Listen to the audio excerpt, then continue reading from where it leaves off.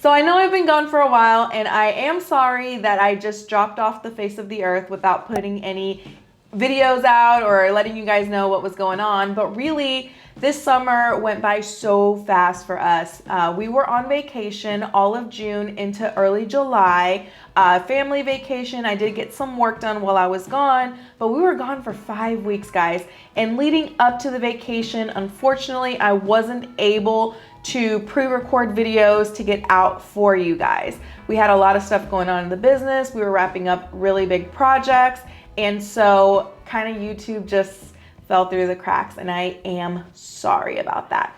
But we are back, and this time off has really given me time to really focus on the content that I want to bring to you guys and kind of plan out the next few videos. It also helped me fall in love with YouTube again. I was starting to feel a little overwhelmed and a little burnt out with the business and the channel. So I have had some time off, and it was much needed for my physical health and my mental health. Unfortunately, this summer I did lose someone super close to me that I love with all of my heart, and so I also needed some time to grieve and get through that process. So we are back. We are ready to talk about how our family went on vacation for 5 weeks and what we did leading up to that point, because it didn't happen overnight. And a lot of this did come from the pandemic being locked down. We were able to save so much in anticipation of taking a vacation in 2021. So we were able to execute that because we did beef up our savings. And really, I mean, we weren't going out very much in 2020, so it allowed us to be able to put that money somewhere else where our entire family could benefit from it. So if you're someone that really enjoys vacations and you want to be able to leave for 5 weeks, honestly, if we both work corporate, that's something we wouldn't be able to do, because most corporate jobs give you 2 to 3 weeks vacation, and you really can't take it all at once. So if you are an employee to a business, it may be a little difficult for you to be able to leave for that extended amount of time, but it's not a bad idea to be planning your vacations. So the first thing you want to do is reverse engineer your trip. So if you're going to be gone for 5 weeks, start mapping out what that 5 weeks or 4 weeks or whatever period of time that you're going to leave looks like. So for us, we started with our calendar and we blocked out the time period that we were going to be gone. Now the business does require me to focus on it certain periods of the month. So for me, the 3rd week of the month, I have to do reviews on all of our clients' financials. And so I knew that that 3rd week of the month was going to be a little bit hectic for me. So we kind of blacked that out, and then our trip was kind of catered around that week. So now that we knew that week was blacked off, we went ahead and started looking at the different places we were going to stay, the different hotels. We did visit family, so we kind of penciled in what days we were going to be with family and then what days we were going to be out, and about. So then we started to price all of that. Then we basically finalized our budget, and we knew, okay, so we need, let's just throw out a number out there, $10,000 on this 5-week vacation. So now we have a number that we need to start saving for. So we knew we had 8 months in the year left to save for this trip. So we knew we had to put away, $1,250 a month in order for us to successfully take this trip, in 8 months. And so that's kind of what we did. We just put money aside for our trip, and then we just enjoyed the heck out of our vacation. So being self-employed, you are allowed flexibility, but I want you to take some time and really think about, are you creating recurring revenue where you can step away from the business and still make money? And so that's what I want to really highlight in this video is, what can you do to build your financial freedom to be able to take a 5-week vacation and not skip a beat on your business? So now that you have your budget and you know how much you need to put away, what's the next thing, right? Well, your business has to be profitable. In order for you to take a salary or take money out of your business, you have to have generated a profit.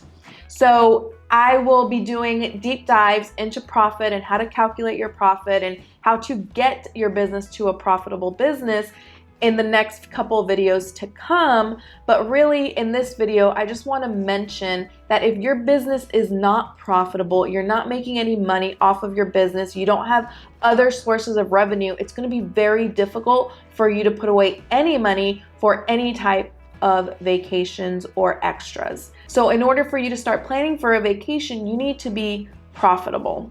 That means you're bringing in more money than you're spending on your business.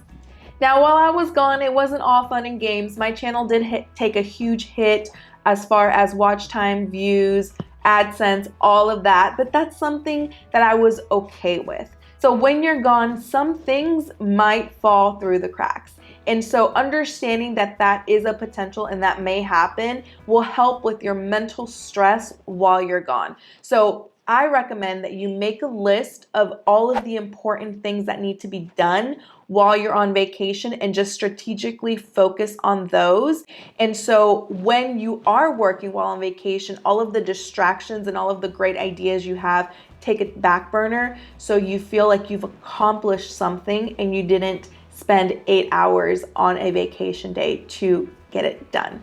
I know for me, the days that I did work were 4-hour days and it was all hands on deck. As soon as I sat down, I just went at it 4 hours straight. By the time I was done, it was lunchtime. I went out with my family and I was able to continue to spend time with them, which is the most important thing for us. So if you're thinking, well, that's great for you, but how do I get there? Well, how you get there is going to depend on you and your type of business.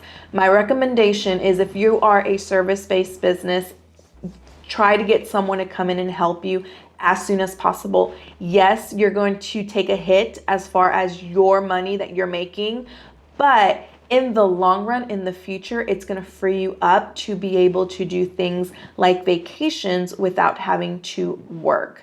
So the idea is, how do you get reoccurring revenue and how do you go from being the technician, how do you go from being the person performing the service to having someone help you get that job done?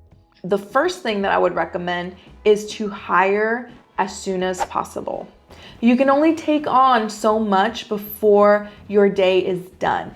And I've always said, and I will always say, I want to work on my business, not in my business. I don't want to be the one performing all of the services and taking all of the emails. And even though we're not 100% there yet, that is where we are headed. And these 5 weeks showed me that it is possible to get away from the business and the business will still run smoothly. So maybe in your first year, you're not taking as much, which means you can't save as much for your vacation, but you're investing back in your business. You're putting money to grow the business so you're able to do it. This stuff doesn't happen overnight. We've been in business for almost 6 years now. And so this was the first year that I was completely detached for 5 weeks. So it takes time to get to this place, but it is possible. And the sooner you realize I need to bring someone in, the sooner you'll be able to get to a place of freedom. So year one, you're hiring someone. That person is taking on all of the technical work that you would normally be doing. And your job is to continue to grow. So you need to understand at what point, how many clients, how many accounts can this one person take, right? So once you get that magic number, if they're only at half of capacity, then it's your job to ramp up the numbers so they're at full capacity, right? At full capacity, you should be making a profit. That profit goes to you. Either it goes to expanding your business or it goes to your personal account. What you do with that will dictate what type of lifestyle you're going to live. My next video is going to break down what buckets you should be putting your profit into so you can accomplish the goals that you have set out for yourself. So make sure that you are subscribed to this channel so you don't miss that video.